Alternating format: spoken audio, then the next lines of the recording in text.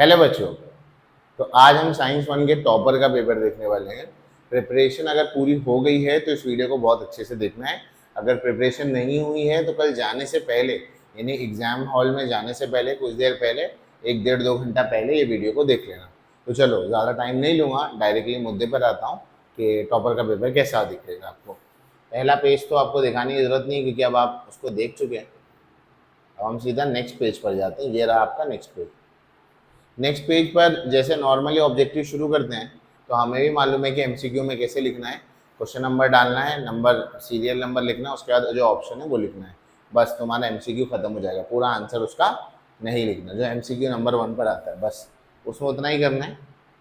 अब उसके अलावा जब हम बात करेंगे आगे चलें यहाँ पर, तो यहाँ पर गौर करने की बात है। अब मान लो कि आप सेकंड क्वेश्चन लिख रहे हैं, यहाँ क्वेश्चन लिखा हुआ है पर आपको क्वेश्चन नहीं लिखना।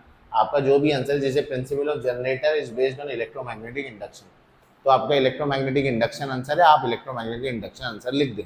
अगर आप क्वेश्चन के साथ भी लिख रहे हैं तो कोई हर्ज नहीं है, पर फॉर्मेट वैसा नहीं है। ठीक, तो इसको ऐसा मत लिखना, जो फॉर्मेट में दिया है वैसे ही लिखना। इलेक्ट्रोमैग्नेटिक इंडक्शन आंसर है सो सिर्फ उतना ही लिखना। क्वेश्चन के साथ लिख रहे हो तो आंसर को अंडरलाइन कर देना। जैसे यहाँ पर कॉपर सल्फेट है तो ये दिया हुआ CuSO4 जो होता है इन वाटर ब्लू कलर होता है, इसको लिखना है वहाँ पर। इसके अलावा ये रिएक्शन कौन सा है, कॉम्बिनेशन रिएक्शन है, तो ये लिख दिया। इसके बाद पावर ऑफ लेंस पूछा है, 4 डायोप्टर का है तो बराबर। मतलब जो भी आंसर है उसको अंडरलाइन कर सकते हो अगर क्वेश्चन के साथ में लिख रहे हो तो। इसमें याद रखो लैंग्वेजेस की तरफ बहुत ज़्यादा पेपर प्रेजेंटेशन की ज़रूरत नहीं है, बस साफ साफ लिखना, खुला खुला लिखना बस। आगे की तरफ चलते हैं। अगर ऐसा कुछ आ गया जैसे आर्टिफिशियल सैटेलाइट पर आ गया तो इस तरह से इसको लिख सकते हो बनाकर, थोड़ा बेटर लगेगा। एग्जाम में जैसा पूछा होगा वैसे ही लिखना। अगर ऐसा बॉक्स फॉर्मेट में पूछा हो फ्लो चार्ट के तो वैसे ही लिख देना। अब इसके बाद अगर मान लो न्यूमेरिकल करना है तो न्यूमेरिकल के लिए क्या करना है वो ध्यान से सुनो।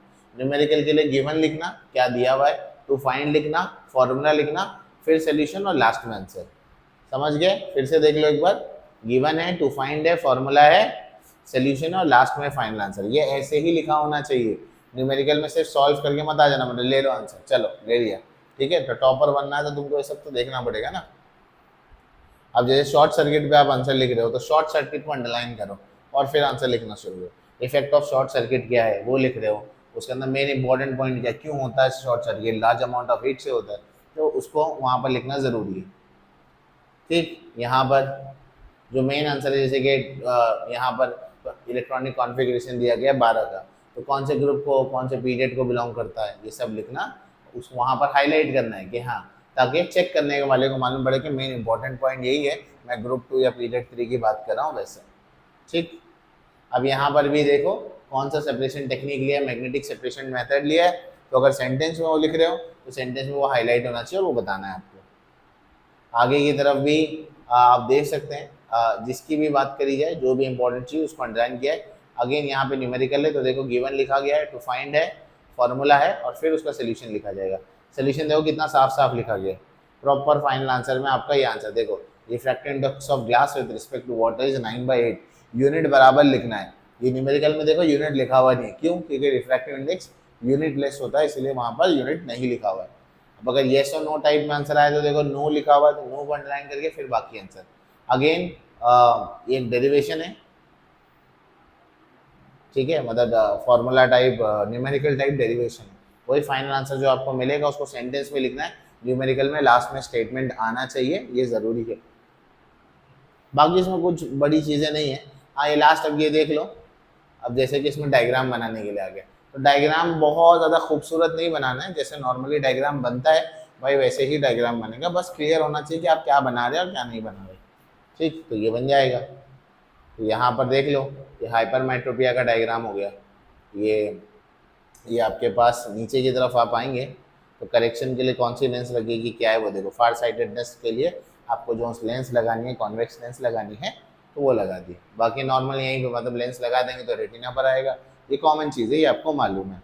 तो इस तरह से आपका पेपर प्रेजेंटेशन यहाँ पर कंप्लीट होता है। बहुत हार्ड कोर कुछ नहीं है। आंसर्स के बीच में लाइन लगाना, जब डायग्राम बनाओ तो ओवर राइटिंग मत करना।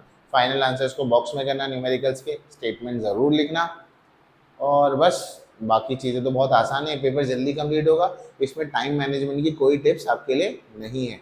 मैं उम्मीद करूंगा कि सारे बच्चों को 40 में से 40 आ जाए। आप भी कमेंट सेक्शन में मेंशन कर देंगे yes sir will score 40 on 40 in science 1। ठीक है, फिर मिलेंगे इंशाल्लाह साइंस 2 के लिए। Till then keep working hard, all the best.